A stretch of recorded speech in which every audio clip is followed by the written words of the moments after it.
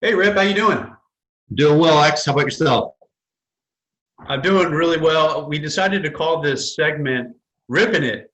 And I guess when your last name is Rip, it just turns out that people call you Rip all the time. Has that been your experience?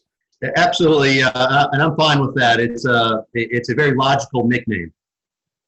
Yeah, I spent the first 25 years of my life being called X-Man. And I think some people still will call me that and don't even know my first name is Kevin. Yeah. Well, yeah, I can see X is easier. Kevin is you got a couple syllables there, so it's a little harder to say.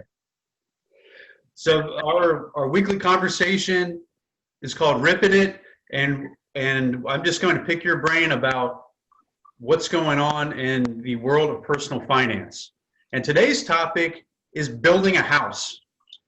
This is something that you know very well. You are currently sitting or standing, I don't know if you're sitting or standing, in a I'm house saying that's built. that's right. So you've been through this process. We have a lot of clients who are curious about building a house.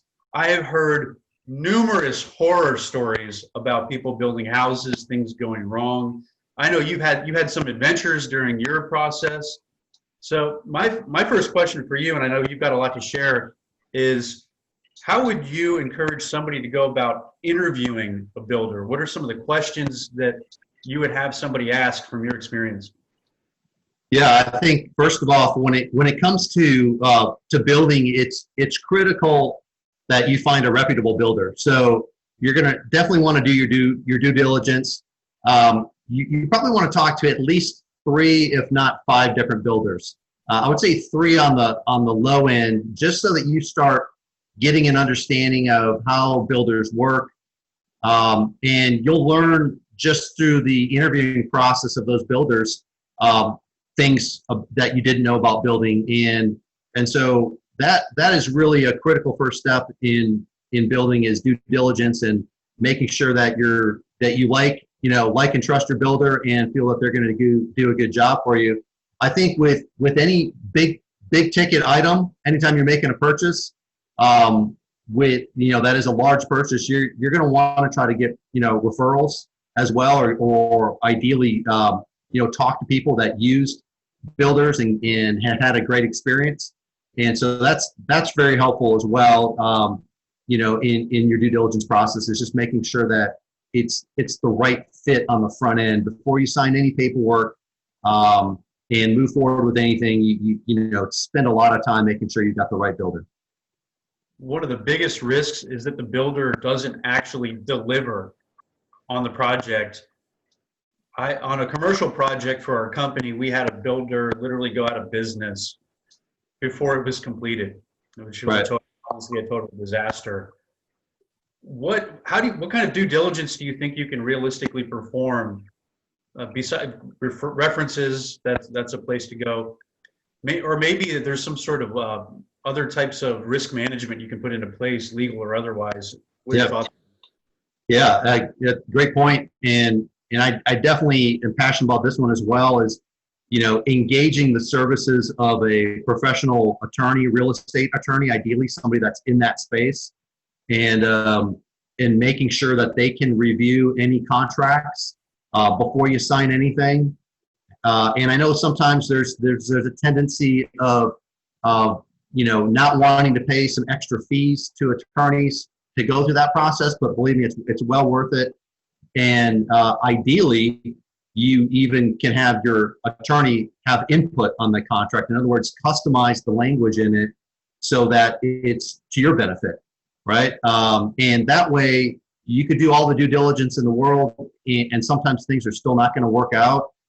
If you're in that situation, you want to be in a position where you're in control, and it's all about the contract at that point, and making sure that you have the ability, if things are not working out as planned, to be in a position to where you can remove a builder if needed, and to continue that project to completion in whatever means necessary. So I think that's a critical step on the front end, as well as making sure that you've got the proper legal contracts and have had attorneys give you advice on that. There's an expression, I don't know who came up with it, that good is never cheap and cheap is never good. Obviously, everybody's trying to get a good deal and not pay the highest price when you're looking at, you said 3 to 5 bidders. Do you think that there's significant risk in going with the lowest bidder? Yeah, I do. When you're talking about something as important as in big ticket item as building a home, you never want to go cheap. I mean, this is something that you're going to want it to be nice. You're going to live in it. You're going to, you don't, ideally you want to avoid to the fullest extent possible these negative building experiences. And so, while it might be tempting to try to go with the lowest cost builder, it may not always be advisable. The expression as well, you get what you pay for.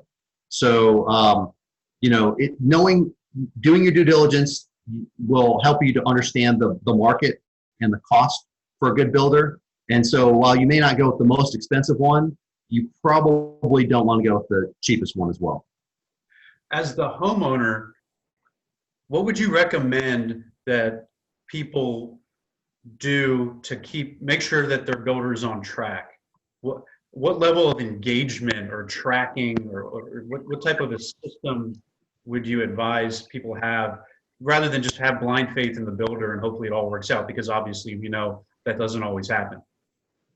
Yeah, and building is not for the faint of heart. I mean, there are some things that are outside of the builder's control, and most builders, genuinely want to do a good job for their clients, and things happen. Nothing's going to be perfect, and so you have to expect some of that just naturally if you're going to be building. That being said, there are things that you can do to proactively make sure that things are staying on track. Number one, you want to be there on the site. So if you're thinking about building a home that's out of state, you may want to reconsider. I highly encourage that you be present, that you can drive up there on the job site, at least on a weekly basis, to track and see what's getting done. You want to make sure that your builder is doing what you expect them to do. And then there's also a monetary element, which is, as you're releasing funds, you want to make sure that your builder is paying their subcontractors, because those subcontractors, if they're not being paid, they can put a lien on your property.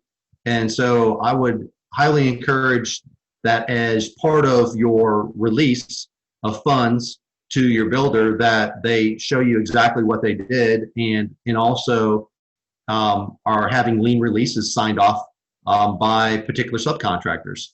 That way you cover your basis in terms of making sure that at some point down the road, and for most people, they have no idea that this could happen. They just assume that their builder's doing a good job and paying their subcontractors, but it's just going to help to cover that risk that in the event that the subcontractors are not getting paid, that they don't come back and put a lien on your property.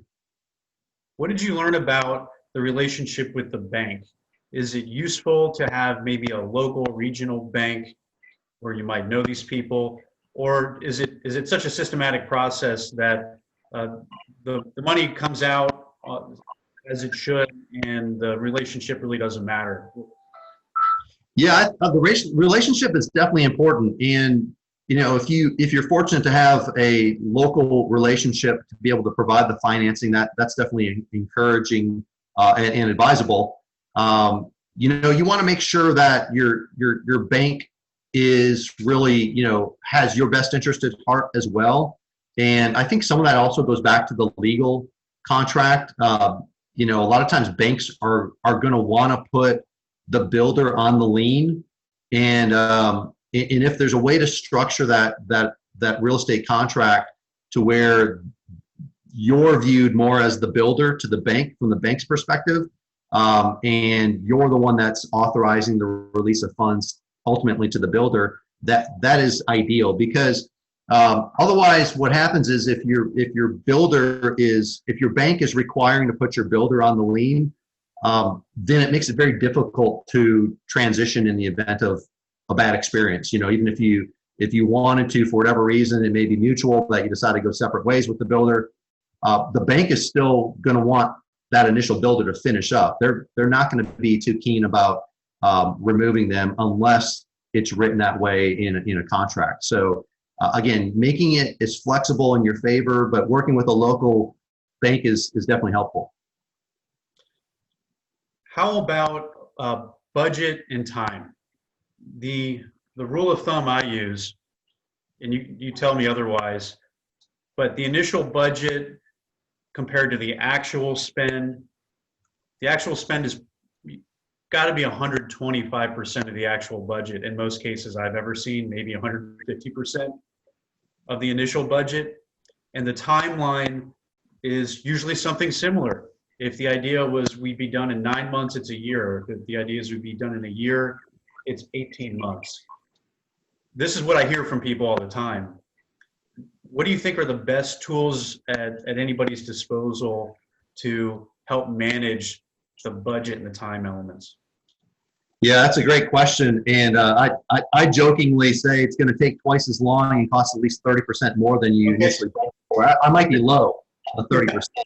And some of that is really just out of the control of the builders. You know, if the market is hot, and we've been in a very strong real estate market, you know, for the last decade, and the market prices will move. And sometimes subcontractors find out that if they pull together and tell their builder that they're going to go work for, you know, somebody else down the road, then the builder is going to want to try to keep them on, and they have to pay them more, which means that it's going to have to pass through more of that cost, you know, to the person that they've contracted with.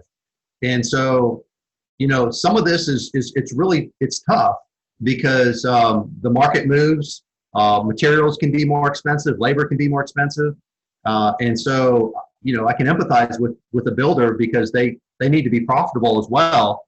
That being said, it's just one of those things that you really need to think about before you go into to build a new residence, is that it's probably going to be more expensive and maybe significantly more expensive than you thought about. So, you know, maybe 30 to 50% more expensive, which is a lot of money when you're talking about, you know, building a $500,000 to $1 million home.